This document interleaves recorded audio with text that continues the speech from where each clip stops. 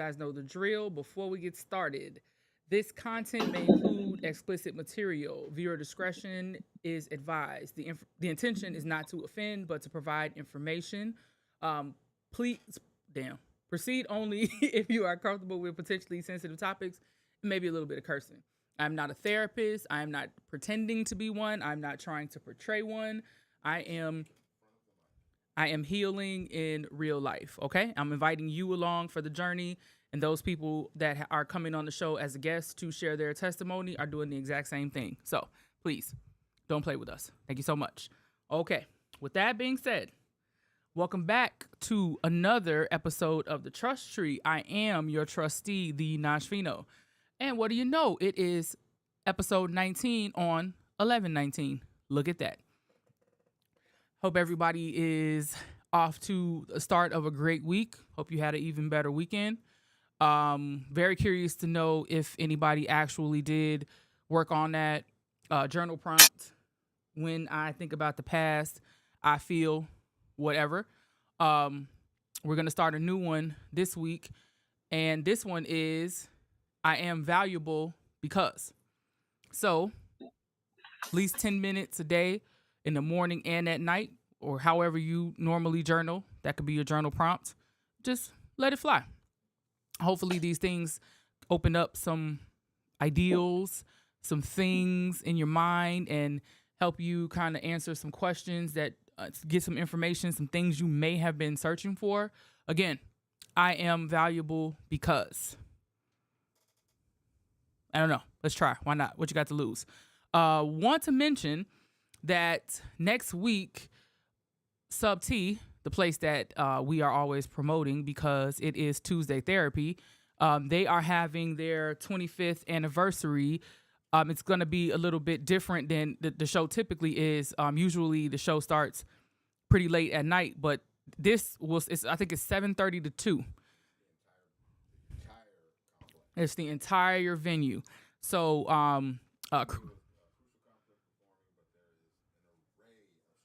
friggin' Ray. So you can look Shadow Master up on Facebook and check out the flyer, but the show is going to be closed out by Chicago's own Crucial Conflict. Lots of people that have been on Unwrap are on Psychodrama is going to be there. The KRA, which I'm super excited about. So if you are in Chicago, you don't have nothing to do. Well, hell, even if you do got something to do, cancel it. Tuesday, 7:30 to 2 a.m. Sub T, check out the 606 25th anniversary, the longest running open mic in the world. This definitely hip hop open mic. It's definitely something worth checking out. Just going there every Tuesday is worth checking out. Go tonight after this show ends, but next week, please check it out. Also, one thing I think is necessary to mention: Tuesday is free every week, but this show is $25 because, I mean, damn, for 25 years the shit been free. So check it out. $1 for every year. That is magical. So again, tonight after this show, check out Sub T, Tuesday Therapy. If you don't have anything to do next week, clear your schedule. $25, $1 per year. Check it out. If you are a Chicago hip hop fan, check it out. Check it out, because everybody, even if they're not on the venue to perform, they will be in the building. So, it's worth checking it out. Plus, I mean, pay homage. You know what I'm saying? Longest running hip, and you can catch the Unwrap people. You understand? That would be me, of course. Heat Detector. And motherfucking Swipe God. You know what I'm saying? But don't check him out too hard, because don't play with me. But anyway, Tuesday, come on. Check me out. I'm definitely going to be there. So you should be too, okay?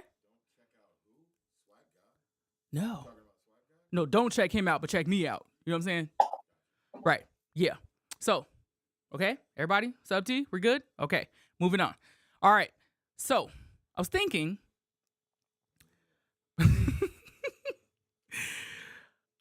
about intrusive thoughts, right? And it's something that like my mind wanders a lot, right? And sometimes I just have these just crazy ass ideas along with my intrusive thoughts. So I have a notebook that I brain dump in that I use for lots of different things. But I also was thinking about an intention journal, right? I don't even really know what I really want to do with that, but it's something that I'm thinking about. I think. Hold on. Is this mic even on?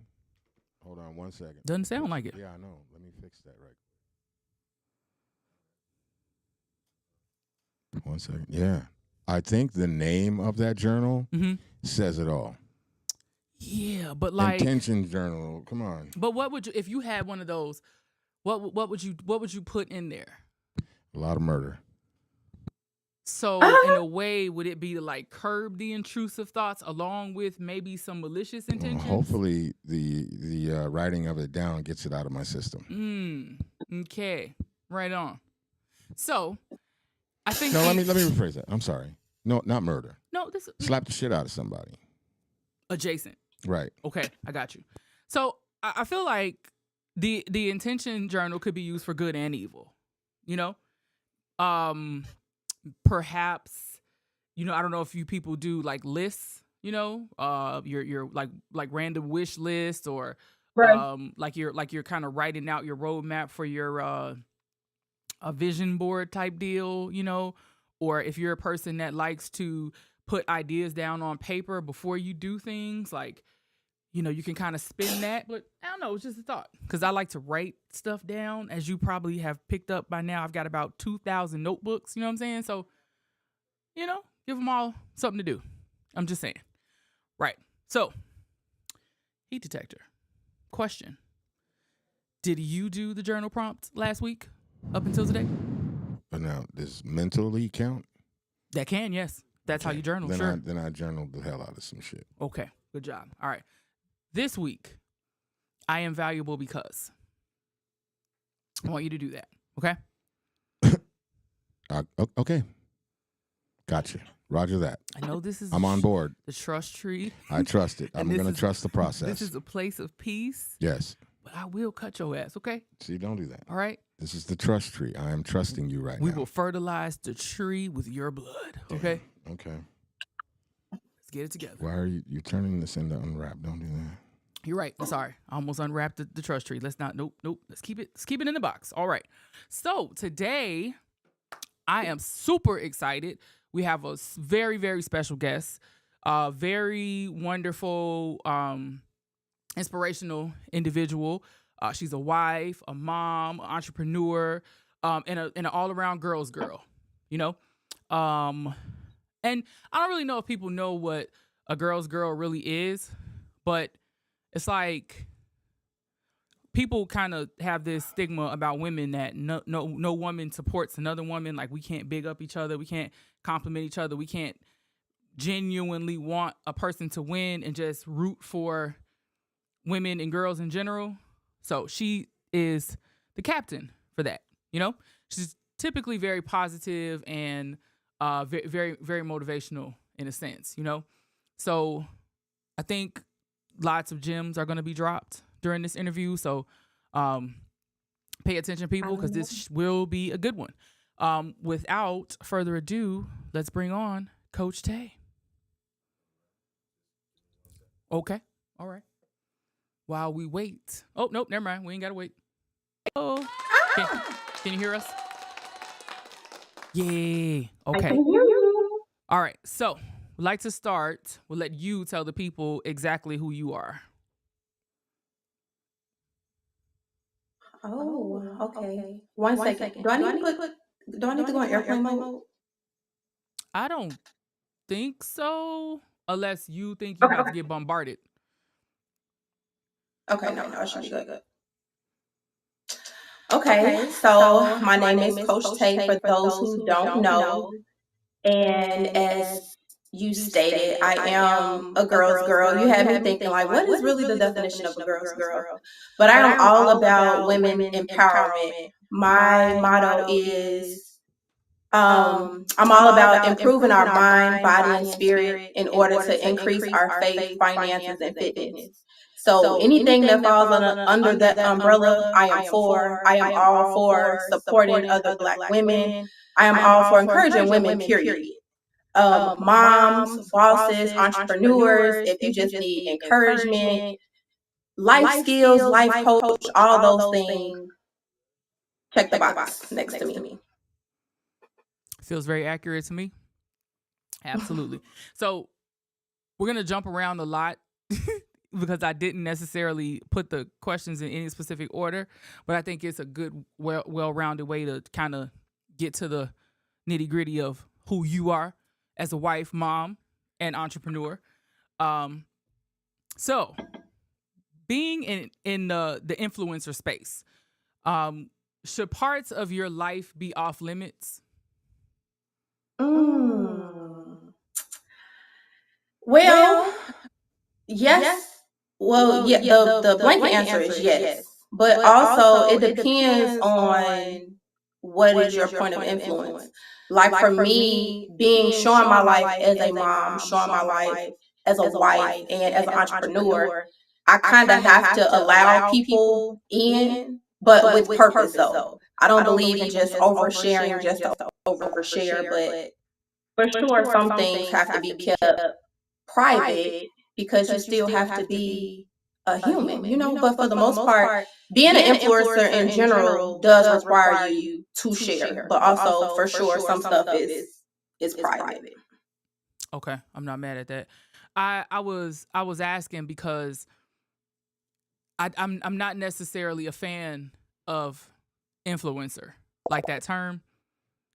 I feel like it's weird, but I was thinking about like the array of people that I subscribe to and like how they change over the years, and a lot of times I get annoyed because a little piece of me gets attached, to how they share in different ways, but then they kind of like pull back and it's like, I feel slighted.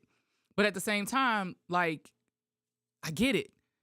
Then too, I think about, am I an influencer? Like, that's weird.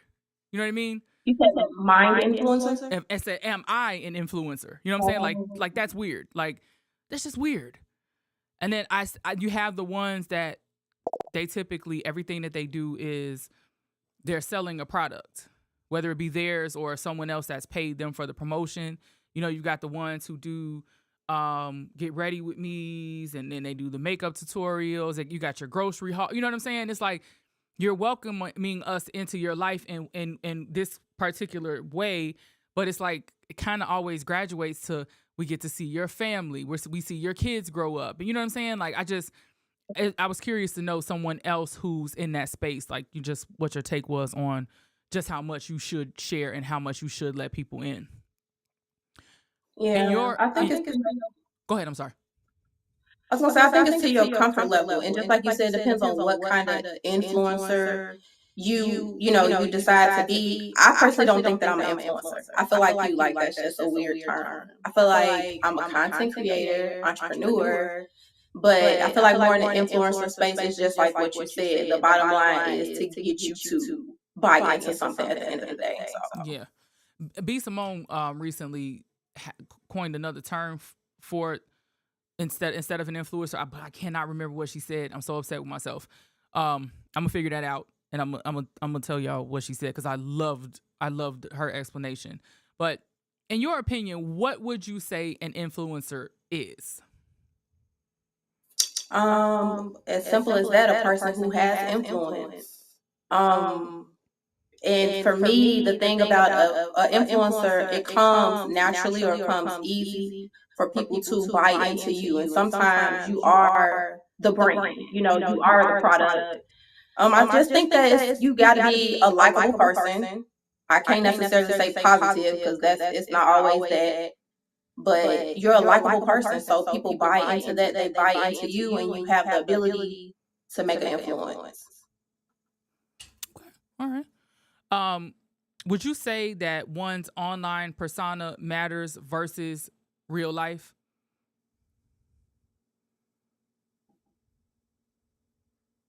Say that again. Like who you are in that online space versus who you are in real life. Like how they Do kind they of, have to add up? yeah. Mm, not necessarily. Because I know people that I know personally, their online, they have a complete character Mm. online that they created. For the sake of being an influencer or a content creator, they created a whole character.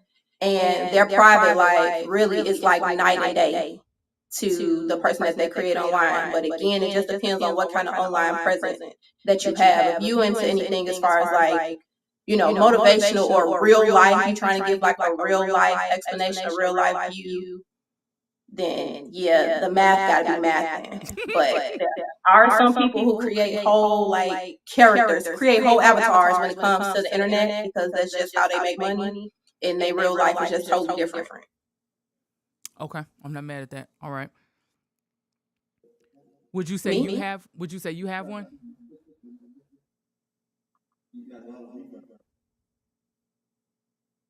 Oh, What happened? my manager is saying my audio sounds horrible. It does? Well, I mean, you sound good to me, but I don't know. Oh, he said he put in the chat. I don't know what I could do. I don't know if headphones will help or make it worse. You know what? Honestly, it's 50-50 with that. Hold on. Let me see. Let me see.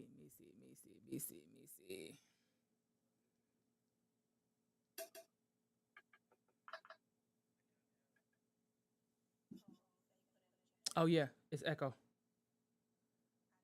Where the hell is that coming from? This is ghetto. Ghetto server. Oh, he texted me. That's hilarious. My brother. I don't. The thing is, if people come in with the echo, we have no idea where that comes from because you sound fabulous to me. Yeah, And he I don't hear said that nothing I on my sound side good, either. but you got the echo. I do not know where that's coming from, and that sucks because I do not want you to continue to sound like that. That is not good. Pause. Do you want me to go try some headphones? Yes. See if that Okay, works. hold on.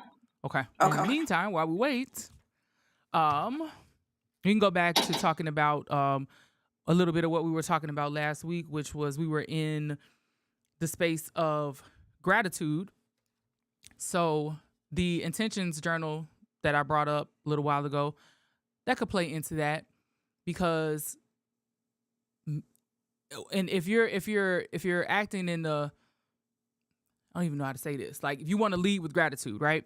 But let's say you're in a bad mood or like, you got some bad energy or somebody just kind of put something on you and it just kind of took you out of your body, right?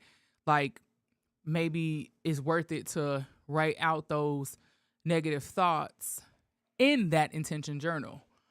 So you don't keep it on you, So that's another thought that I had. We are having an issue with her audio. She has an echo, but I sound fine. She definitely has one though. I went and looked it up and myself and heard it. So she's going to get headphones to see if that makes a difference.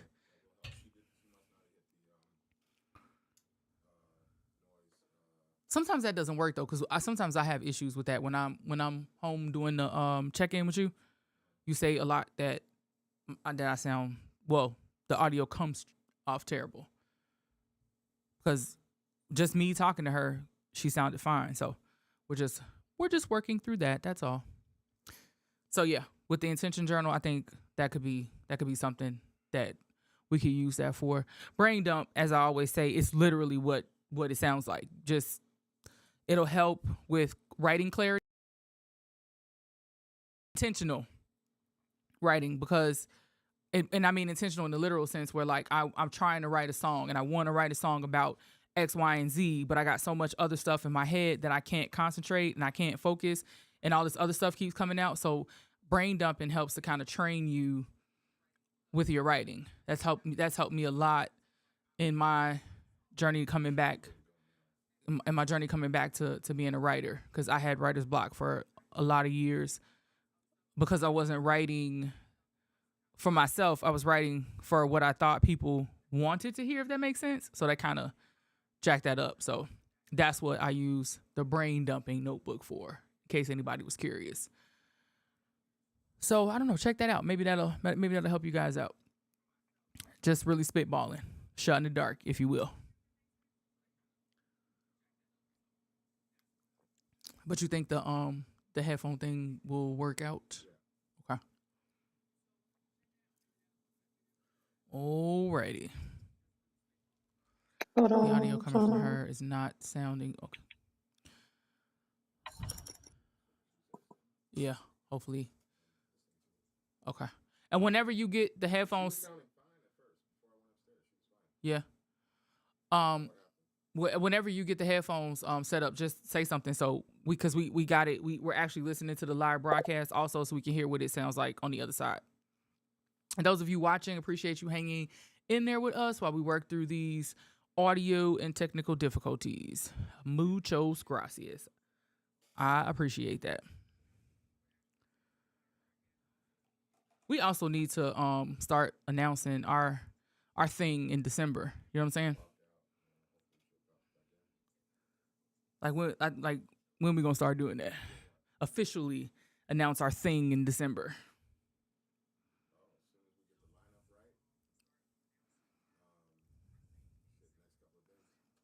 I'm so excited. We got big things coming.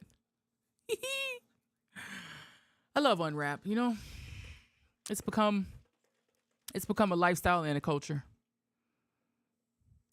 We are literally here more than we are at our own house. What the hell do you think I'm doing? Don't talk about some trust tree shit. That is crazy. That is crazy. Yeah, get your trust tree on right now. That is crazy. You need to talk about some trust tree shit. That shit is hilarious. I'm sorry. It really is.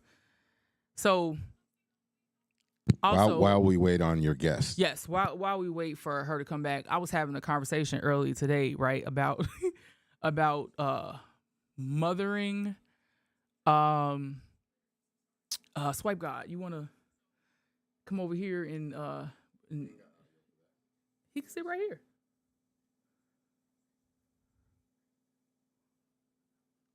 As what we were talking about was like the intentions of a parent, right?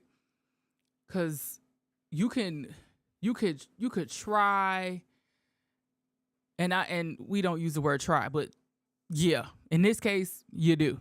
You can really try to like just be there for your children and be the change you want to see, and like try to really like just foster positivity in them and confidence and all that kind of stuff. And like, it just sometimes don't stick, And then even with you did everything you possibly could, you're still responsible for the outcome. There she is. All right. Let's see what we got. Let's see. Is that better? You sound great. Well, you always sounded good to me, so this isn't any worse as far as that's concerned. But how we sounded on the? I guess he'll text you.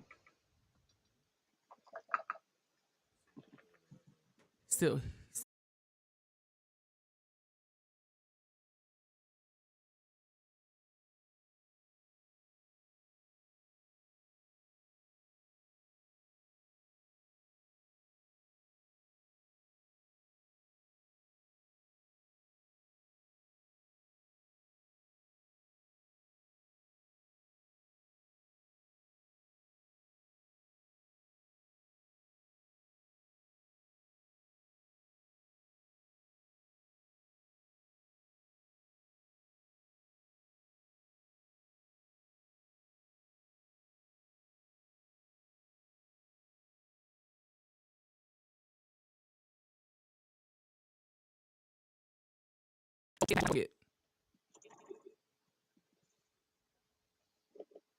Okay, now here's something.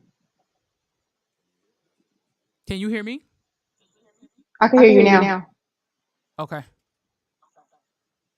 Okay. Is it better or is it still a echo? Well, you still sound good to me, so we just have to listen for the people in the comments to tell us how it is.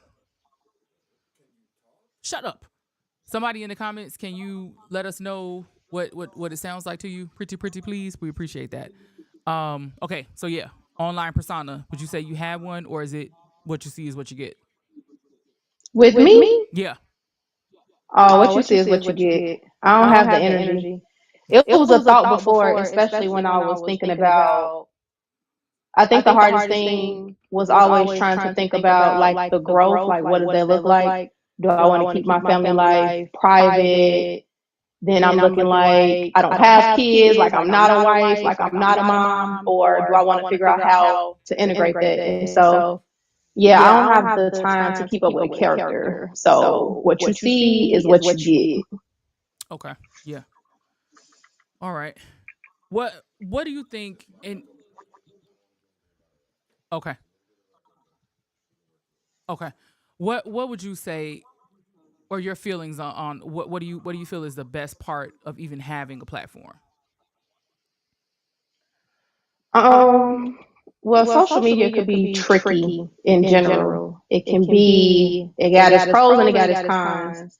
And I feel like when you open your mouth, make sure you have something to say. So it's some people that have a platform that don't need one because of they influence, in my opinion, is negative. If it's in a negative light. But those who, I just feel like for me, I have something to say. And so having a platform really just gives me that space to be a positive influence because it's going to be negative stuff always. Like it's the negative is always going to get the attention. It's always going to be out there. It's always going to get the share. So if I could put something out there to kind of overshadow that or redirect that or give another point of view on how you can handle something, then I feel like that's kind of like my responsibility. Okay. Okay. And I feel like you do a great job of conveying your personality into everything that you do. One thing that I don't like about certain people is like how it feels fake. It feels like they're trying to make a video that's doing this. You know what I'm saying? As opposed to just doing it. And and that comes across as manufactured, and I feel like you just trying to make me do something or sit. You know what I'm saying? Like I don't want to feel like you trying to sell me something unless I know ahead of time that you're trying to sell me something. If that makes sense. Right. Okay. I think I made a video not too long ago about that, like pretty much how if I was making a commercial, then it would make.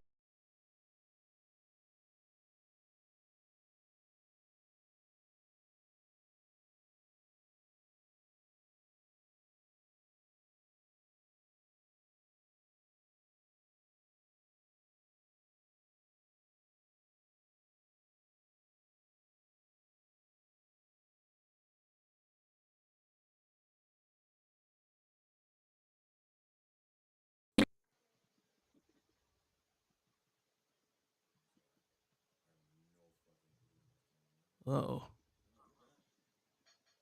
say something. Something. Thank God. I didn't hear Okay. you for a second. Okay. Okay. I'm like, I don't know what the hell just happened, but What the okay. heck So is with the I audio? don't know. Every now and then it gets like this, and wouldn't it be when you come on, it How picks that. convenient. That's the universe. Racist. Yeah. Right. So we're gonna switch gears just a little bit. We'll talk about your mom bag. Um, what would you say is the best thing about being a mom? Mm.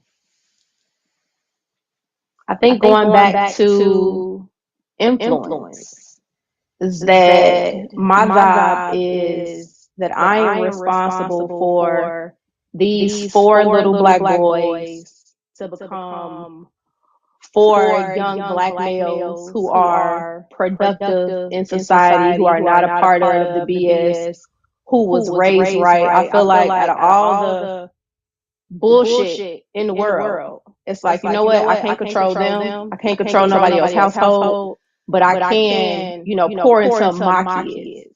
And I feel like that's the dopest thing about being a mom is like, you really get to have a huge part in these little humans that you created.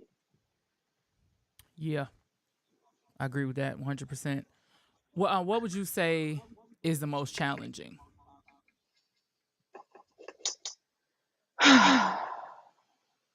The most challenging is I have all boys. So even though I feel like I'm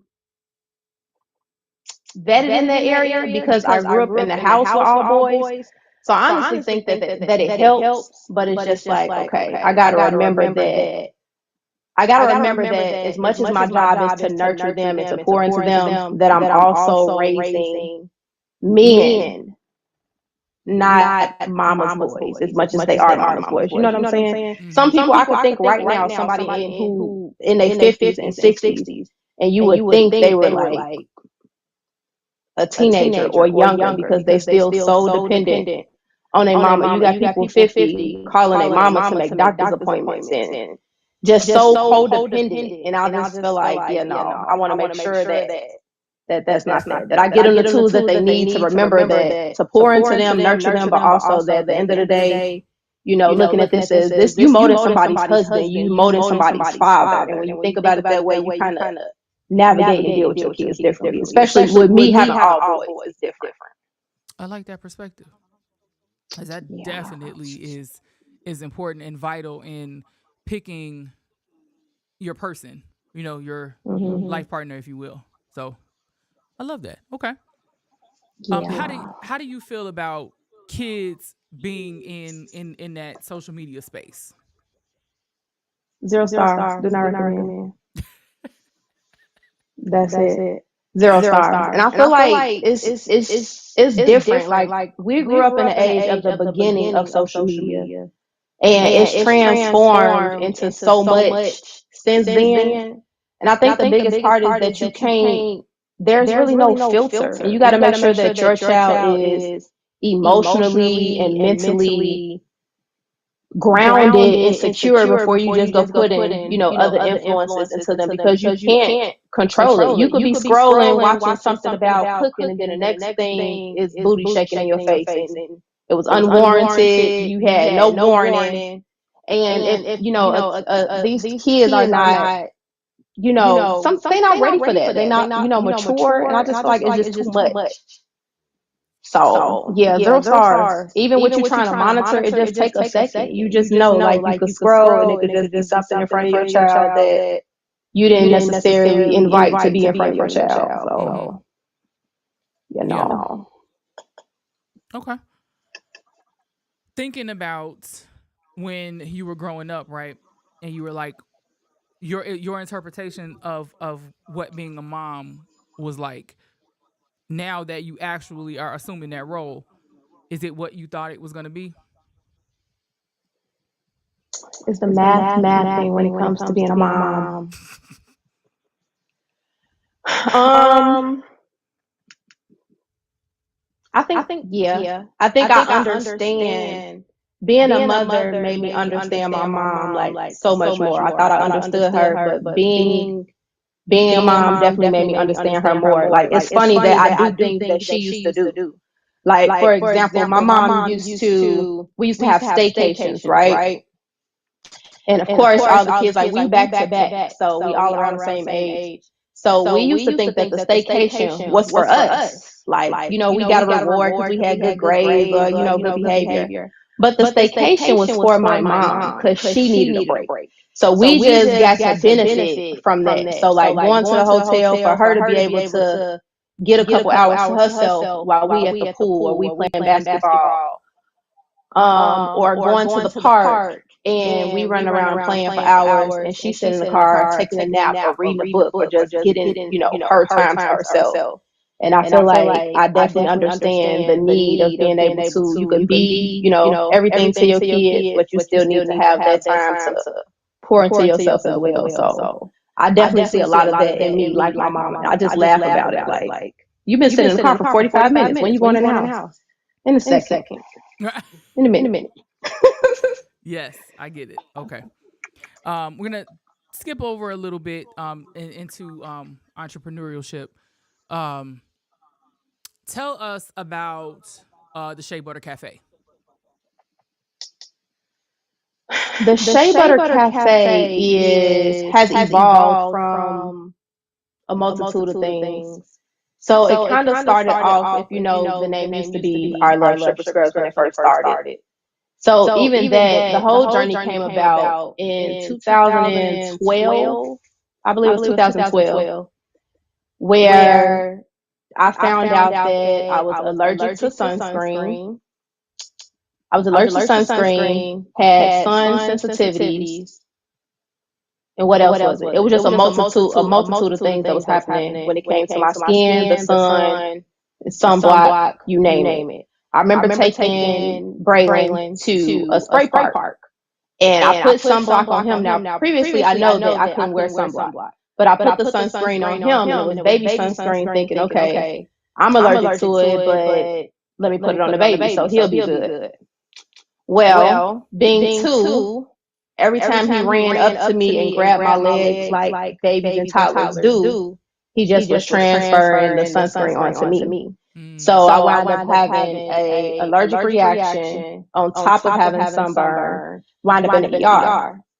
The ER situation, the doctors were really like confused. Like they really didn't know how to help me for real. And so from there, I remember they gave me a tube. I promise you, it was about this size, maybe a little bit smaller. It was like zero point 0.5 ounces of a cream that I was supposed to apply to 80% of my body. Like everything was burned but my face. And I was asking the doctor, like, how am I supposed to use this for 7 days to help heal my skin? And they was just saying because of the prescription, that's all they could give me. So I pretty much had to run out and then try to come back to the doctor and get another prescription.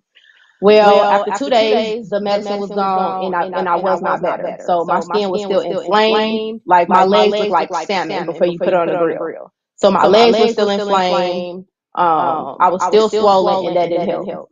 So I promise you, I kid you not, I had a dream.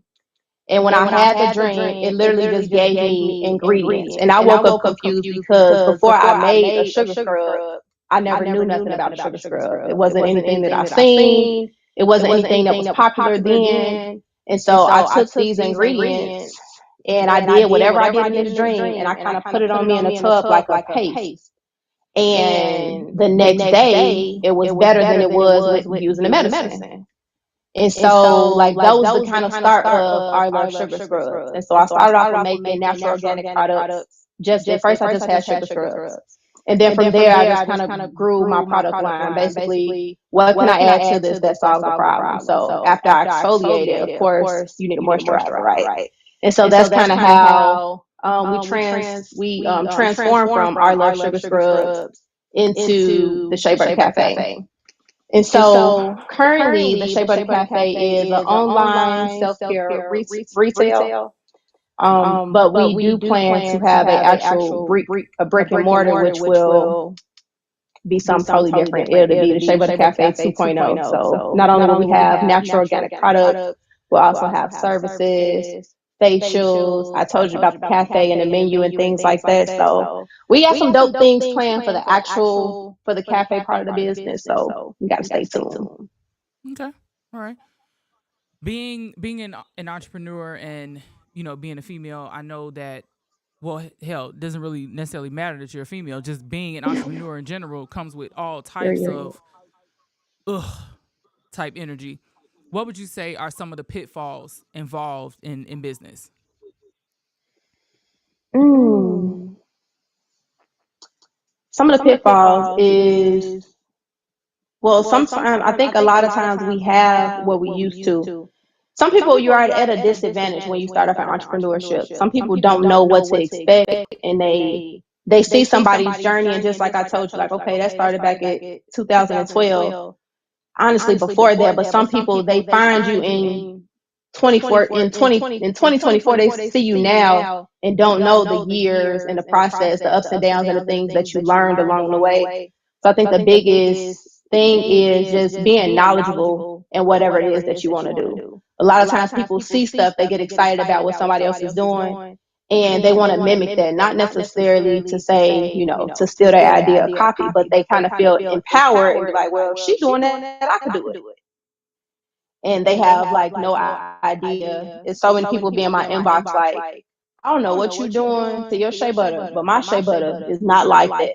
Like mine is lumpy, it's like this, it's sticky. And so a lot of times people jump into things without like properly educating themselves to set themselves up to be successful, or putting yourself in position, around people who have been successful at what it is that you want to do. Mm-hmm. That part. Okay. The next question was, what advice would you give a person who wants to start a business? But I think you just gave some um, about how you start.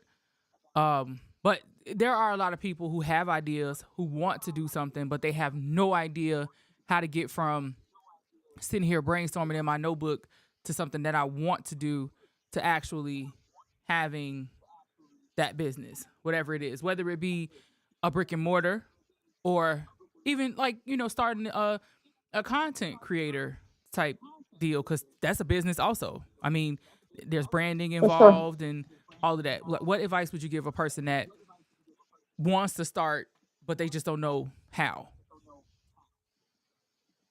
Um, well, thoughts become things.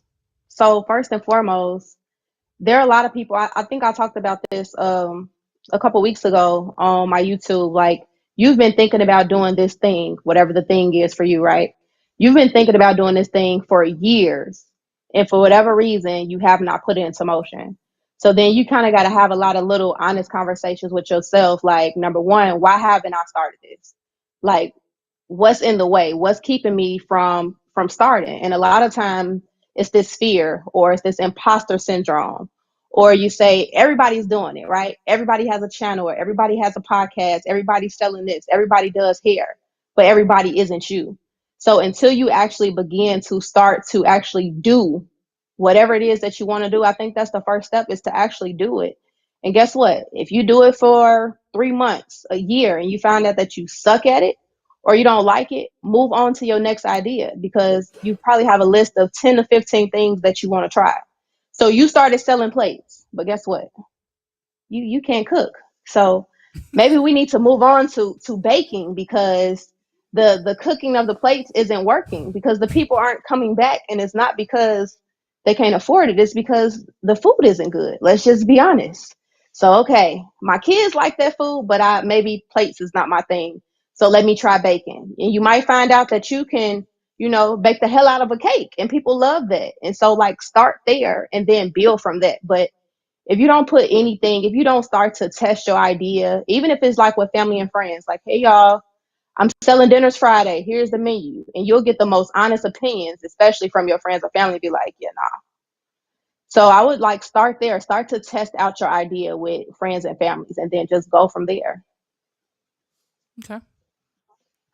How do you stay focused?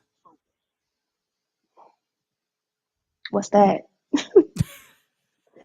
What is that? I tell Thomas all the time, my husband, for those who don't know, I tell my husband all the time that I think I seriously have ADHD. Like even today, I laughed because I had 1 hour to focus on the task. And I found myself in the middle of making tea. I literally have a pot of hot water, like, okay, I'm getting ready to make tea. Next thing I know, I'm doing my nails. Next thing I know, like I'm doing 7 different things. You put the clothes in the dryer, but then you didn't turn the dryer on. It's like, okay, like focus. It's hard. I literally have to go the old school way with making a list and checking it off. I literally have to do that. I say at night you should go to bed at night with a to-do list for tomorrow. Because if you wake up in the morning creating a to-do list, you are already behind. You Yeah. you already behind on your day. So I said the top three. Think about like what's today, Tuesday night? What's the top 3 things that you need to get done on Wednesday? Like you should go to sleep with those things on your mind. And I think that helps you too. Making that list before you go to bed, reading that list before you go to bed makes you more productive the next morning because you already know what you're doing at 6 a.m. So it's not sitting down at 6 o'clock like, what I got to do today? You already know. So that just makes you more productive too with managing your time, staying on task, and getting more things done and feeling more successful. Because I don't care what your list is, if it's wake up, brush my teeth, wash my face, and you check it off, for some reason, having a list and checking things off a list just makes you feel more productive and Yep. on task for sure. I love a good checkbox. I got 42 Yeah. of them right here. And I think seriously, like after having kids, that mommy brain is real. And then the more people you're responsible for, the more scattered it is. So it's like I have to have a list. Like I gotta have a list. I gotta have know exactly what I'm doing, make a list and check it off for sure. I wonder if ADHD is inevitable as soon as you give birth, because I cannot tell you the amount of times that I am going to get some water and how the hell did I wind up halfway through cooking dinner? Like, I don't even know how I got in here, let alone how the hell am I almost done with dinner? Like it's just it And still happens. didn't get water. No, no, no. Or I make what you said about the to-do list thing at night for the next day is so Mhm. true. So I started doing this thing for work where at the end of the day, the very end of the day, so my last task for the day is let's recap what we accomplished and is there any follow-up necessary, and then what are the new things that we have to focus on the next day, because it's fresh in my mind with, oh crap, did I do this? So write it down, I won't have to think about it. So when I start in the morning, I ain't got to worry about what I got to do. I already know it. But Right. I even put it on my calendar so it pops up just in case. And every time that thing pops up, I'd be like, all right, whatever, I got it, 5 minutes. Next thing you know, I'm done for the day. I'm already, doing whatever I'm doing in life, and I'm like, damn, I didn't do that. But then also Never looked at the personal, list. same thing. Right before I go to sleep every night, it is the same thing. Okay, I gotta do this. And it's like sometimes I'll write it down, most of the time I don't. But that is so true though about it's something about having it on that paper and actually checking it off that keeps you on task. That is so amazing. And that's got to be a thing. Like there should be some sort of parent support group, and the major focus is check box out your life. That's gonna get you where you need to be. That needs to be a thing. We need to figure that out. That's got to be a thing. And Um, I call it the top three. And like in my group I tell the ladies, and then having somebody to be accountable, like depending on what it is that you have to do. Just like you said, I write it out. Sometimes I write on my mirror because I'm gonna go in the bathroom. That's the first thing I'm gonna see. So that's gonna remind me, especially if it's something, new that's not in your everyday routine that you need to do. Just like I missed an event on Monday because I put it in my calendar, but then guess what? I didn't, just like you, when it popped up, my phone just so happened to be on do not disturb. So the mm, notification never came up at 5 in the morning. So I missed it. And I was like, I felt like it was something I was supposed to do because it was something that wasn't in my regular routine that kind of got overshadowed. So I make sure I like, hey babe, tomorrow I gotta do this at 11 o'clock, okay? Remind me because I might hit snooze or I might miss something. So I have different checkpoints of accountability from paper to alarms, writing it in the memo, writing it on the mirror. I have multiple things to check in. I like that. Accountability for the accountable. Yeah. Yeah, that's very necessary. Um, how important is me time? No. It's vital. It's non-negotiable, I found out. And I learned too with just the role of being super mom, being super wife, that you still have to make sure that you fill up your cup. I found out that I don't like a lot of noise. I just really don't like unnecessary noise. Like I cannot take two different TVs being on at the same time, or a TV, a tablet, in the song. Like I can't take a whole lot of noise. So making time to for me it's quiet time. Just like even now, like it's 5 people in this house, but you hear nobody. So making sure that I make that time to just fill up my cup is important. And I think, in both ways, vice versa, like with my partner, making sure that he has that time. Sometimes I just have to take all the kids and take them for a ride, and then sometimes I gotta leave all the kids and go for a ride. It works both ways. How do you make decisions considering your work life balance? Um, hmm. I think I've been doing this long enough, almost 14 years now, that I just know when I'm at that limit, like when it's time. I know when it's time to take a break. Another thing that I recently started doing, honestly, is like right now it's what 9:20. I started putting my phone on do not disturb at a certain time. And I'm not just talking about my phone like apps. Like right now, if I tried to open Facebook, it wouldn't open. Hmm. So I do certain things to make sure, because I could be working 24/7. It never stops, especially as an entrepreneur. It's not the same as when you get off your job, you clocked out, forget them people, until I got to go back to work tomorrow. As an entrepreneur, there's always something. Like I need to be printing packing slips now to put on packages. There's always something to do. And that's what I had to understand. Like there is always going to be something to do. There's always going to be content to create. There's always going to be something that you could work on, that you could publish. But you have to kind of govern yourself to make that time, because number one, you will burn yourself out for sure. You will burn yourself out. And then also making sure I'm making sure that I'm still able to tend to my family, to have family time. So I kind of had to put a governor on it, and it started with my phone. So if I don't see the order coming in at 9 o'clock, I don't have to worry about trying to fill the order at 9 p.m. that I can't ship out before 7 a.m. anyway. You know what I'm saying? So I kind of govern the phone. So electronics, apps at 9 o'clock, it goes on do not disturb. So I'm able to at least lock in, fully for the PM of, my family time. Okay.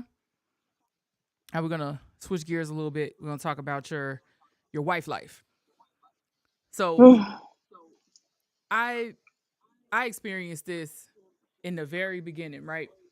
Because of what my interpretation of being a wife was, right?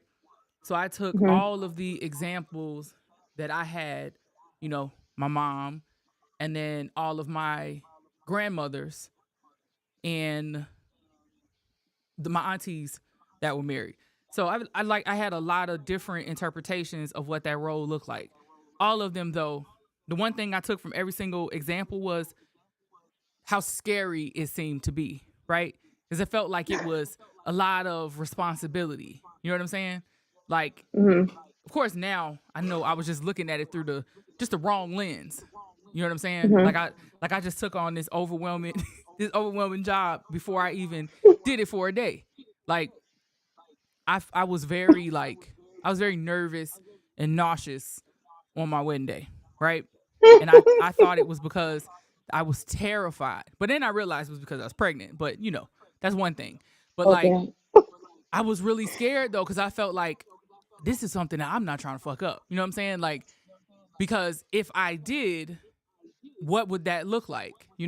And I also want to be in a very happy and like fruitful marriage. You know what I'm saying? Like, I don't Mm-hmm. want to look at my partner and feel like, oh, this nigga still here. You know what I'm saying? Or, get to that point where we sleeping in separate rooms, not because we want to, but because I'm going to jail if we don't. You know what I'm saying? So like I just kept thinking like, oh God, like I just need to figure out how to not get to that point. So with that being said, do you think it's even possible to prepare yourself to be a wife? Yeah, I think so. I think so. For me personally, I'm a very I'm very direct. I feel like, especially when it comes to marriage, there is no sugarcoating. There is no like tiptoe. But like you have to really have those hard conversations. And I feel like the more that you talk before the marriage, I feel like never assume. And I said this the other day on Sunday, and it's so funny because they wind up talking about this at church too, and I was just like, y'all in my business. But I feel like never get too comfortable that you assume, because you got to understand that Even though in a marriage you are one, you still are two individuals choosing constantly to be one. And I feel like when people say that we grew apart, when people say that, my brain says y'all didn't know how to communicate. That's what Mm-hmm. happened. At one point, one partner wanted something else, no matter what it was, whatever it was, more of something, something different, less of something. One partner had an objective and they left the other partner out.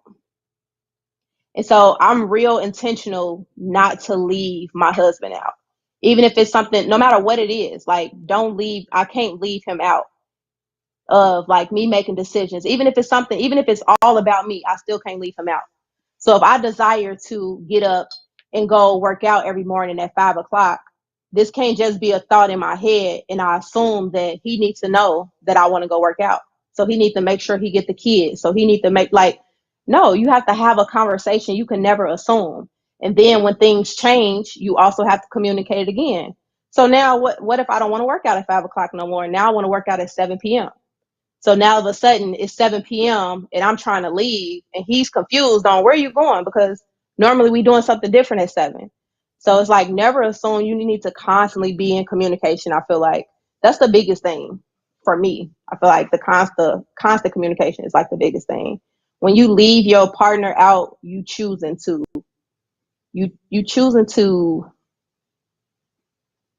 outgrow them, you choosing to disconnect, you choosing to drift away. And then before you know it, it's 6 months, 8 months, and the communication ain't there, the affection ain't there, all because somebody stopped communicating. Yeah. My opinion. And I think a lot of like it kind of it irritates me a little bit when people say, and specifically in terms of marriage, the situation Mm-hmm. isn't serving me anymore, or however that's being said, because I look at a lot of the examples of marriage where people stayed in a relationship for the kids or for the comfort and convenience, right?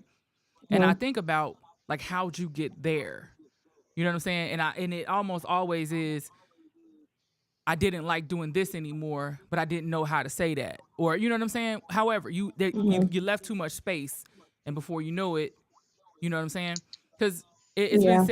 it's been said in a lot of different ways that throughout a marriage you're you're dating different versions of yourselves, and then you're committing to that new version, and then you're married all over again. You know what I'm saying? It's like you said, it's a constant choice to continue to be with that person throughout the years. And Yeah. I guess it's kind of naive to believe that you're going to be with the same version of the person that you first married.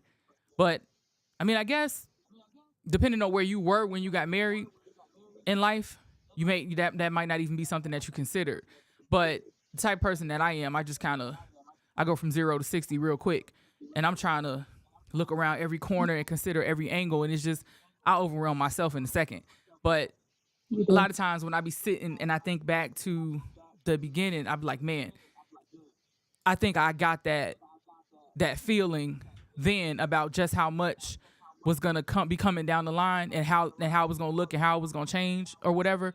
I will say though that it's definitely a ride that I wouldn't want to get off of.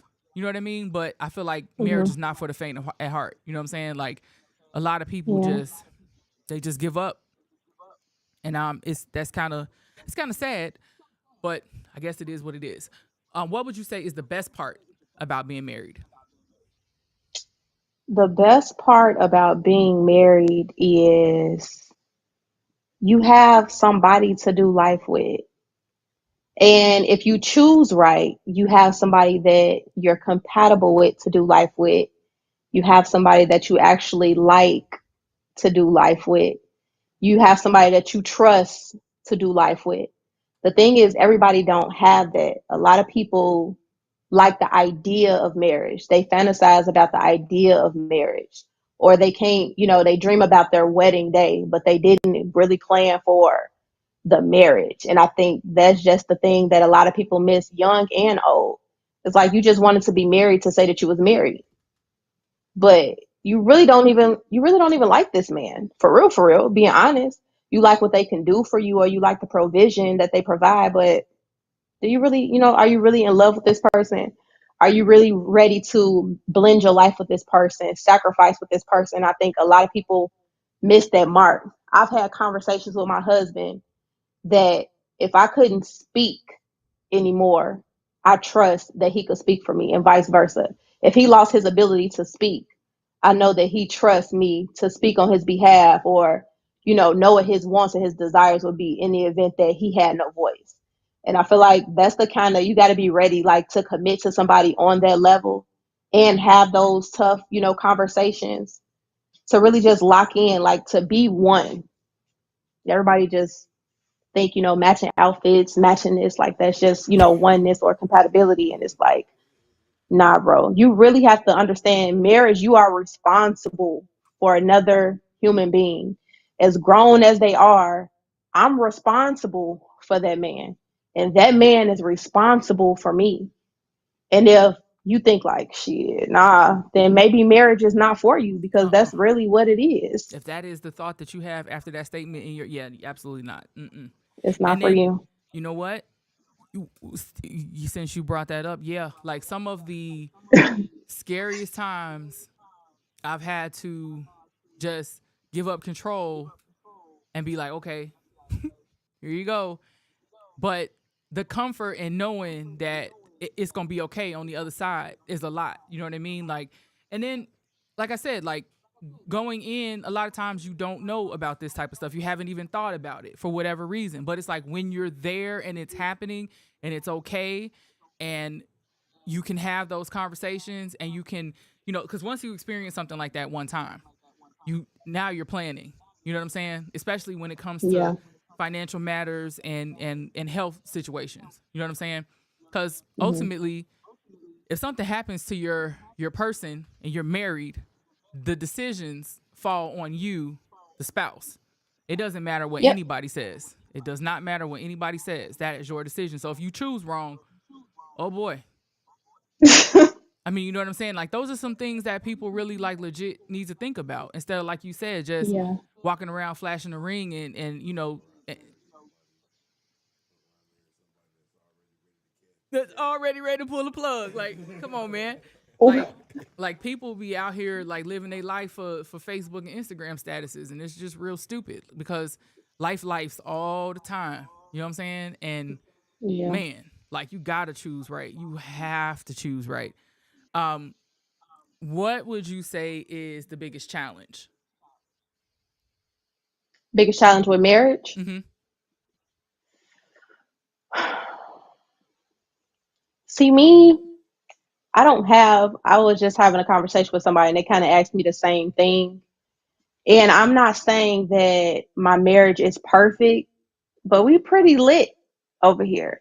I say I'm that man's piece and he is mine. If I'm not your piece, let me know. But I know that I'm that man's piece and he is mine. I've been with him long enough that I know him and he knows me. Like we could literally stare at each other and have a conversation. It don't say one word. So I don't know, it's blissful over here. Yeah, I guess you chose I. You chose I. You You know, know, kind you of cho- kind of worked out. I put in a lot of work. you did. Put in a lot of work over here. God bless you. Lord knows. God bless you. But You no, know. I really feel like I married my best friend. That if we broke up today, I don't think tomorrow will look any different. I know that sounds crazy to say, but I don't know. I just ain't no breaking up. We in this thing. Oh yeah, yeah. I think I hear what you're saying. I do. I just when you said that, I see is crash out. You know what I'm saying? Like, cause when you been with somebody so long, it's like what so because what so we not together. So what we doing tomorrow? What I do tomorrow? Like we not Like, what does that even so mean? we not gonna have breakfast? Like I don't okay. Like I don't know. We we already said that we probably would be living next door to each other. So Right. Like, yeah, I don't understand what that Yeah. means. Like, because if so, when you say we broke up, so that means we're not gonna sleep together later. We're not gonna watch From. We're not gonna do that. Okay, I got you. Like, I don't. Yeah, no, I ain't with that. Oh no. Mm-mm. No, ma'am. That should make my neck hot. Mm-mm. Okay, so You know. I've been thinking about self care, right? And Hmm. everybody's interpretation of this seems to be different. But what does self care mean to you? Self care to me is taking care of your mind, your body, and your spirit. Self care to me is not just getting your nails and your feet done, getting your hair done. Self care is being aware of the space that you are in, asking yourself, do I like this space that I'm currently in? And then number three is, what do I do? What do I need to do in order to fix it? So that could be, and even if you want to, put in, of course, maintaining yourself as being a woman in there, of course. But if you are not okay mentally, 9 times out of 10, something is off spiritually, emotionally, and physically. So it's like one thing affects the other. So I feel like just trying to have a little bit of checks and balances with all those areas of your life, especially your where you are mentally, emotionally, and physically. If you can kind of keep those checks and balances, you'll be good. So that's why I always say it's mind, body, spirit, to increase my faith, finance, and fitness. Because if my mental is not right, I can't focus on making money. If my mental and my emotions are right, I can't focus on pouring into my kids or pouring into my husband because I don't have the extra to pour. So I have to make sure that I fill up my cup and that I'm okay mentally, I'm okay emotionally, I'm good spiritually.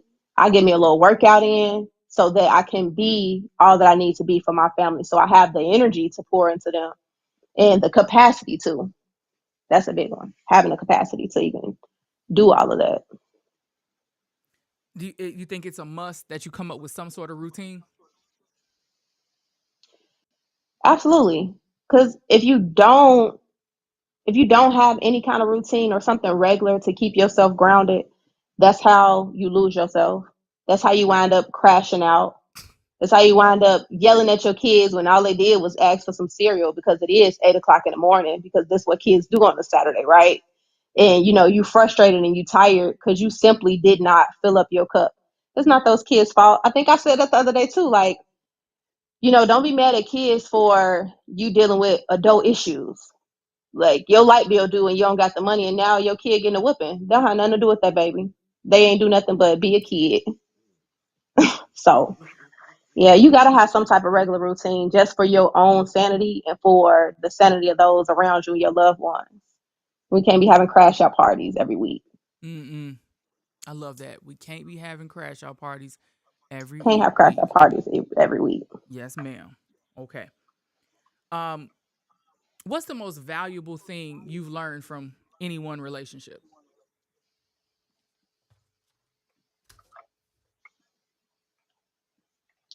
You mean like, okay, let's see.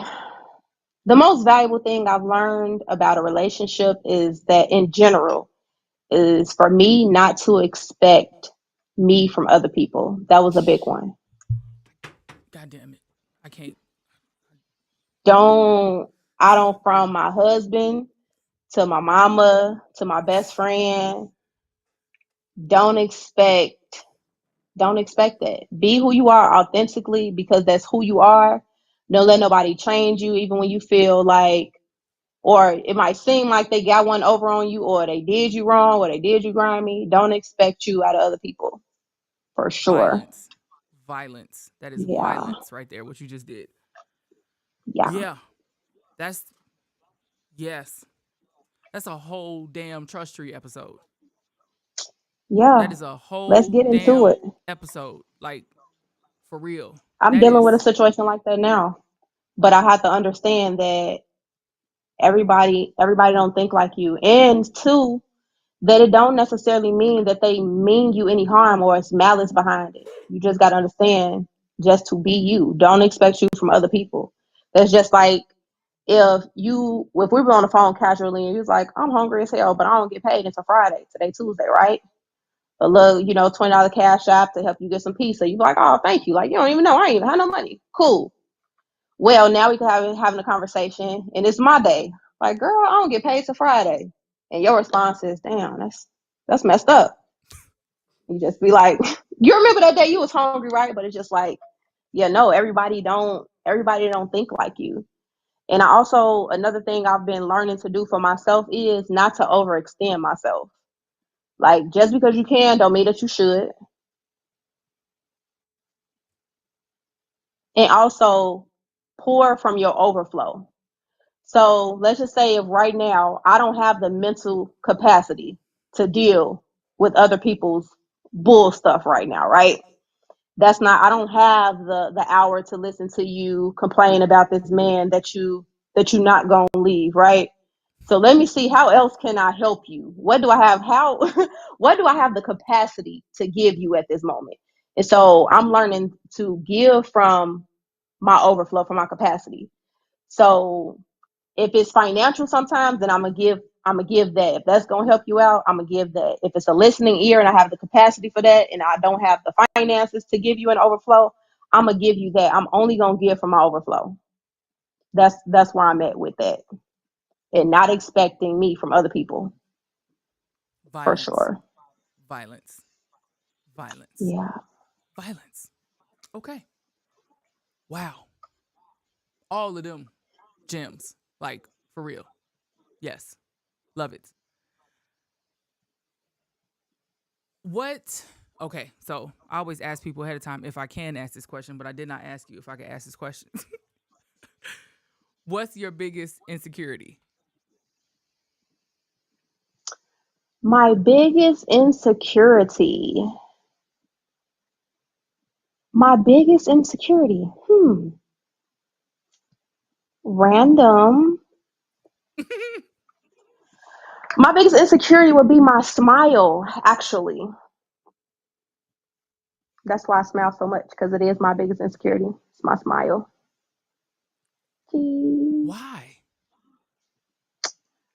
It is. When I get the money to go to Turkey, I'm going. Cheese. See, what happened was, yeah, no, my smile cricket. My wisdom teeth, yeah, my wisdom teeth came in. I should have got them pulled. And everybody say it's just me, but yeah, I don't like. Well, I'm not gonna say I don't like my smile. It's just an insecurity. Yeah, I think Cheese. it's That's just why I you, smile but so much. I'm not here to judge. I got you. Okay. What's your favorite thing about you? My favorite thing about me is my spirit, because it's pure. I'll take that. Okay.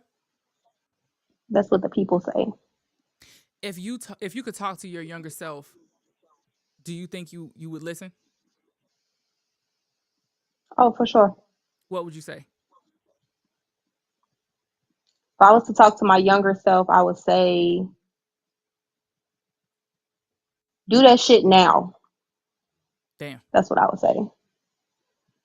I feel like when you younger, or just not even just younger, like so many times in life, you kind of second guess yourself, or you take longer to do something that you absolutely know that you should have been did for whatever reason. I don't know if it's waiting to give yourself permission, waiting to hype yourself up, waiting for the perfect moment, but it's just like, do it now. I remember being in a situation with my counselor kind of prevented me from doing something that I absolutely knew that I wanted to do. I was 16, and I still wind up doing the exact same thing when I was 19, but it wound up costing me $40,000 when I could have did it for free at 16. And it's just like, do it now. Mm, That's what I tell myself, regardless of anybody else's opinion. okay. Now let's talk a little bit about the mentorship space. And like I said in the beginning about you being a girl's girl, um, where does that come from?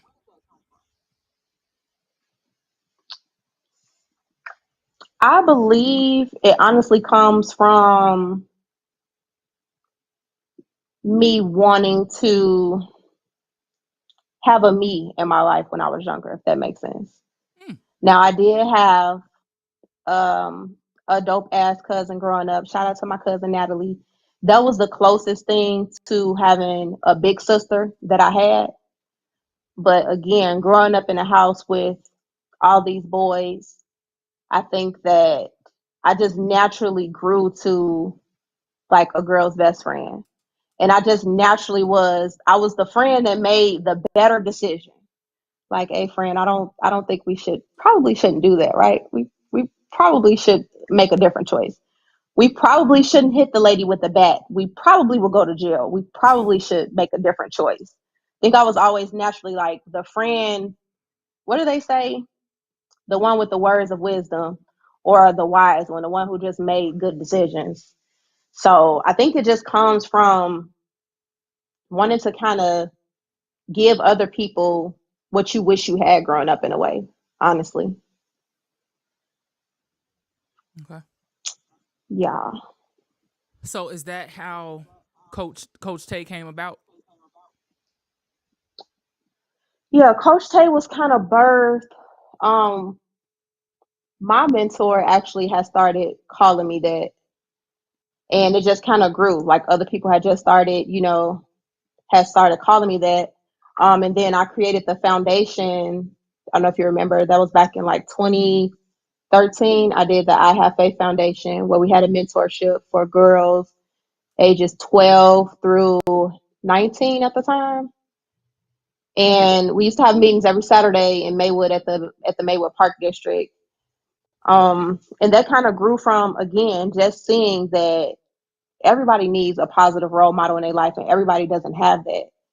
Everybody needs a positive outlet, and everybody doesn't have that. Some people go home, and home is hell, Mm-hmm. so they needed an outlet, or to be honest, their mother isn't the best role model. So they need another perspective or someone else to speak positivity into their life because they're not getting it at home. And so I just wanted to create a safe space. And I think that's what I continue to do from working with the youth to even now working with people my age and older still, with just creating that safe space now for women who want to find themselves again, rediscover themselves, or they feel like they become lost with being a mom. You became lost with being a wife because you put everything into there and you might feel like you lost your identity. And so, Coach Tay, I only speak from experience. If it's something that I have no experience with, I don't I don't speak on it. I can't coach you in a game that I haven't played before.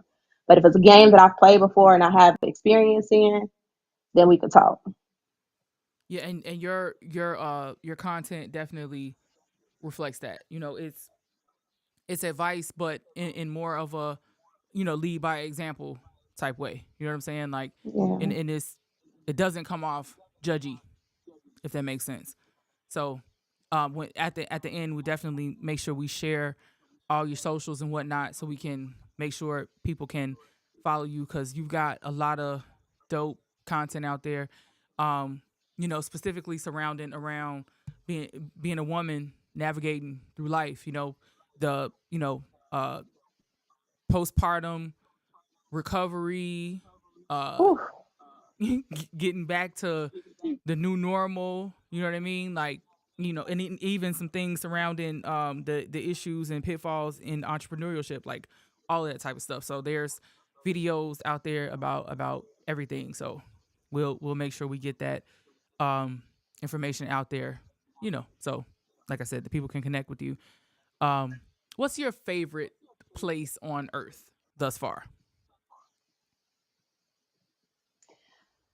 Okay, my favorite place, I need a little more than that. Are we talking about like a room, a spot, vacation? Mm-hmm. Hmm. My favorite place is my bathroom, specifically the bathtub. Yeah, if I had to have a house and it only had one room, it would be the bathroom for sure. Okay, I'll take that. What's something that you want to accomplish in the next year? The next year, I would like to one do more vending events for sure in 2025. I also would like to do more podcasts in the year 2025. My brother wants me to help him with his podcast. We haven't figured that out logistically yet or what that's going to look like, but for sure, I want to do more vending events and I guess to be more active with the podcast with my brother. Okay. 5 years. 5 years. 5 years. I hope to for sure be in my brick and mortar location, if not the second one. 5 years. Ooh, 5 years. I will have an 18-year-old son. So what Have does that mercy. look like? Have mercy. Yeah. Yeah. Yeah. That's Let's kind of pause gross. there. That is kind of gross. We got one of those right now. Yeah. So yeah, you beat me to it. I think it's gonna be I think it's gonna be lit. And then 10 years. 10 years. That's a 23-year-old. Mm. College graduation. That's a 15-year-old. Yeah, seem like it gets greater later. Yeah. Me and my husband gonna be outside Yeah. for sure. Yeah.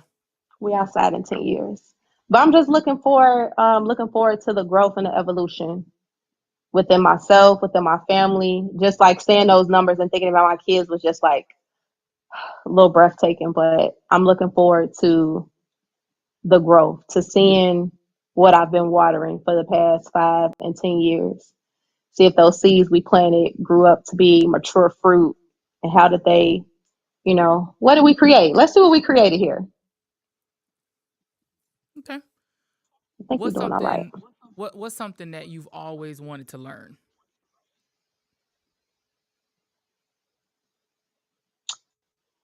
I've always wanted to learn Spanish. I don't know how well that went over. I feel like I could understand a little bit of Spanglish, but yeah, I would say another language. I would say Spanish. Hmm. That's the first thing came to mind.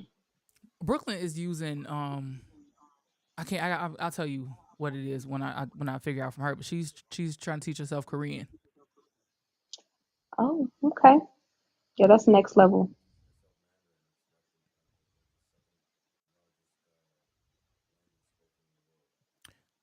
Duly noted. I will pass that along.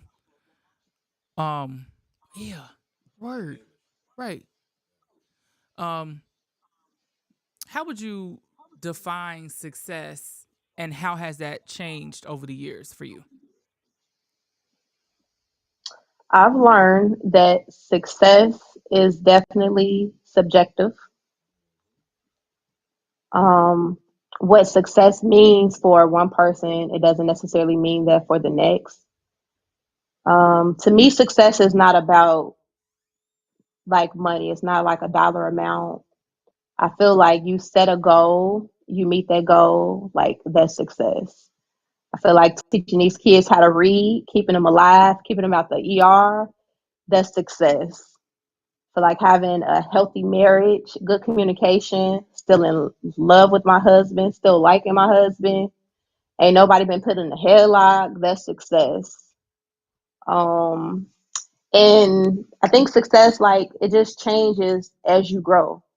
So I set a goal and like those milestones, like those things just changed and progressed over the years. Just like for business for me, I went from having a thought and then turning into a thing. And then from the thing, actually creating a product and creating a website. From creating a website, then it just constantly grew. So to me, it's steady making new goals for yourself and obtaining those goals. That's success to me. Okay.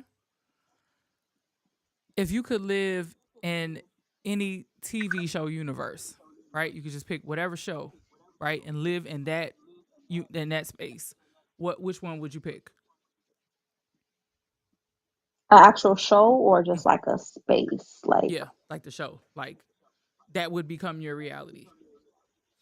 I would probably be on Shark Tank or The Profit, something like that for sure.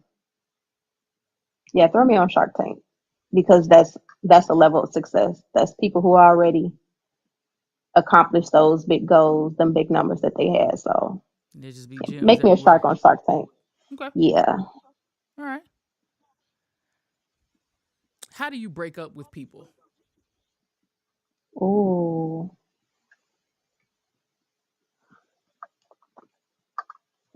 It depends on the person. See, some people don't deserve the goodbye conversation. Some people you just have to, God damn it. Whew. It Some was people you fun. just some people you just gotta let them go.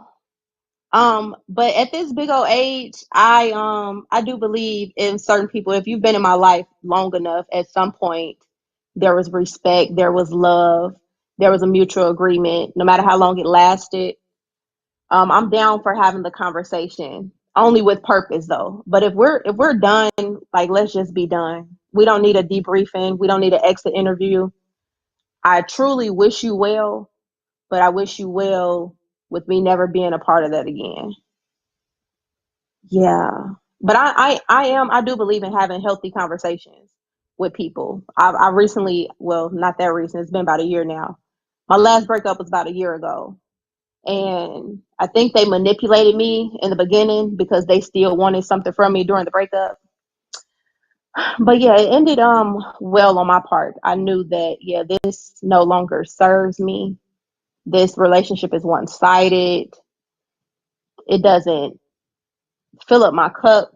There is no inspiration here, so I think it's just time for us to go ahead and part ways. And we can do that respectfully, disrespectfully, never speaking to each other again. And there are some people I break up with, and then we'll find each other in similar settings, and we'll be able to be cordial. We'll be able to speak and move on. But some people don't deserve a goodbye. Some people is just goodbye. Amen. Yeah, Yes. Okay. you got to know when to pull the plug. Would you rather go back in time and meet some of your ancestors or go into the future and meet some of your descendants? I say descendants. That's what I was thinking too. Like, I really would love to see what my grandchildren look like. Yeah, I say descendants because them ancestors they ain't checking for me. So yeah, Yeah. Okay. yeah, I say descendants for sure. Okay. See what kind of little people you created along the way. What's the best compliment you've ever received?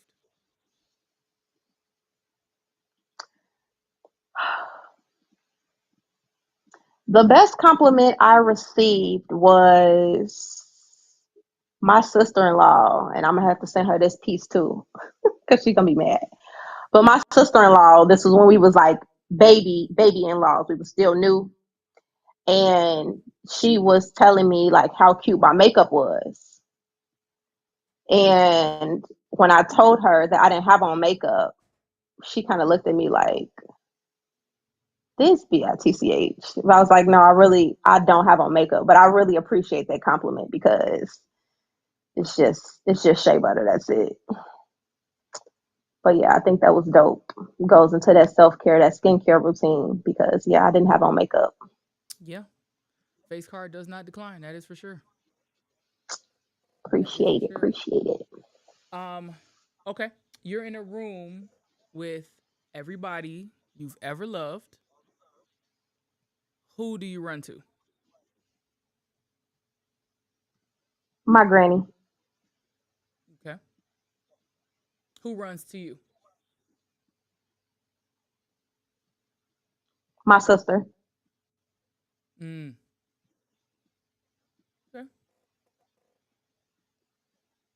What's the most impactful no you've ever received?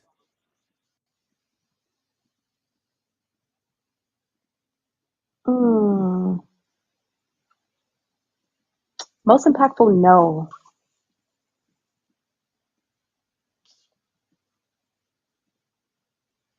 I don't know if it's really a impactful no, but I could just say more like with rejection, if they cannot go that way instead. Mm-hmm. Um, I was having a conversation with my dad actually, and he really respectfully he was talking about something he didn't really know what he was talking about in totality. But it the next day we got up, looked for our house, and found our house. So I appreciate that conversation of my dad not knowing what he was talking about. Kind of fueled and amplified our journey to home ownership. Well, you know your brother. He literally woke up and was like, "Get dressed," and I'm like, "What we doing?" I'm like, "Okay, yeah, we really found a house that way." So That'll do it. yeah. And I'm not surprised. What is the most meaningful gift you've ever received? And why did it impact you the way it did? I'm always go with my first mind. My most meaningful gift, tangible gift, would be this bracelet that my husband gave me. And because the bracelet had, it's one of those bracelets, I forgot the proper word, but you gotta take it off and like look through it. I forgot, it started with a P. Can't think right now. But he gave me this bracelet that had a picture of me and Brittany on the inside of it. And so that's probably hands down like my favorite gift for sure. Okay. Well, obviously, you know why it hits you that. So, okay. Yeah. All right. Last question. What does peace, love, and understanding mean to you?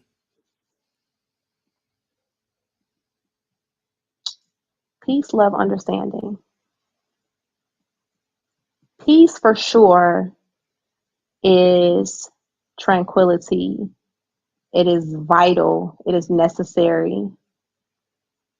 Love is unconditional. It's non-negotiable. It's reciprocal. And what do we have? Joy. Understanding. Oh, I'm going down the Bible. Peace, love, joy. Fruits of the spirit.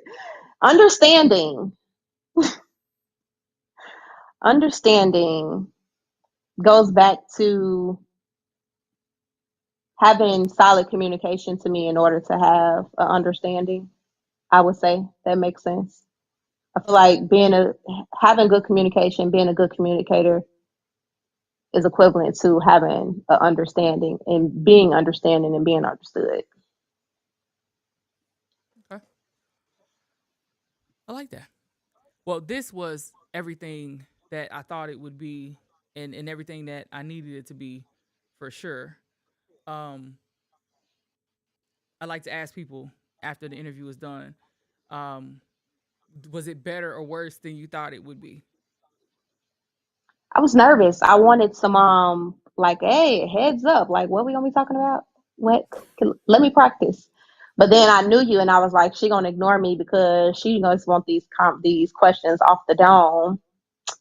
I would have loved to be sitting on the couch. We're gonna make that happen soon Yeah, because I definitely think we have some other conversations to be had on the couch for sure on for this here sure. trust tree For that the sure. energy just has to be in the room. Pierre, you're gonna have to leave because we got some conversations to have for sure. Without her sweating. So just like a little perspiration, just a little bit. Yeah, But tell the gotta keep you in people line. how they can get your scrubs, how they can connect with you on social media, whatever it is that you have to provide, how one can obtain whatever it is. Okay. I will drop a link with my digital card with everything on there. So it has my website, it has all my social media handles. But you can search. at the Shea Butter Cafe, and you can find me on YouTube. You can find me on TikTok at the Shea Butter Cafe. Everything is spelled normal, the Shea Butter Cafe. And as far as women wanting to connect inside of my private Facebook group, the group is called Body Goals. It's spelled BAHDI space in the word goals. It is a safe space for women only. So if you feel like, you don't have community, or you had to break up with a lot of people recently and your support system is not stable, definitely want to get in there. We definitely connect there on social media. That group is on Facebook. And then at the Shea Butter Cafe, you should be able to find me through my socials there. And then as far as my business goes, actually we have a 50% off sale right now, shameless plug, for Black Friday sales are going on. The website is 50% off, and the website is thesheabuttercafe.com. Check it out, people. Get the ash off them elbows and them knees. We'll need that. Please Mm-mm. do. We don't want to start the.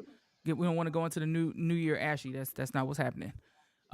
It is Yeah, Ashley or Funky. Tuesday, people. So if you're in Chicago and you have nothing to do, Tuesday therapy at Sub T, go now.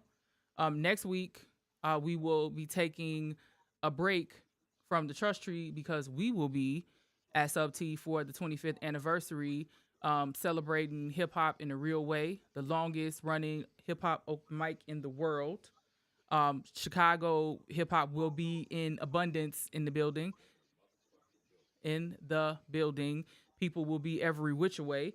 So if you are a fan of Chicago hip hop and you would like to see it in action, I highly advise you to come. The show is from 7:30 to 2 a.m. next Tuesday. $25 at the door. Have no idea. Yes, and there is going to be some new faces that you probably haven't seen before, but definitely some shit you need to check out. The show is going to be closed out with Crucial Conflict. Psychodrama will be in attendance. I can't remember everybody right now. That's not my damn job.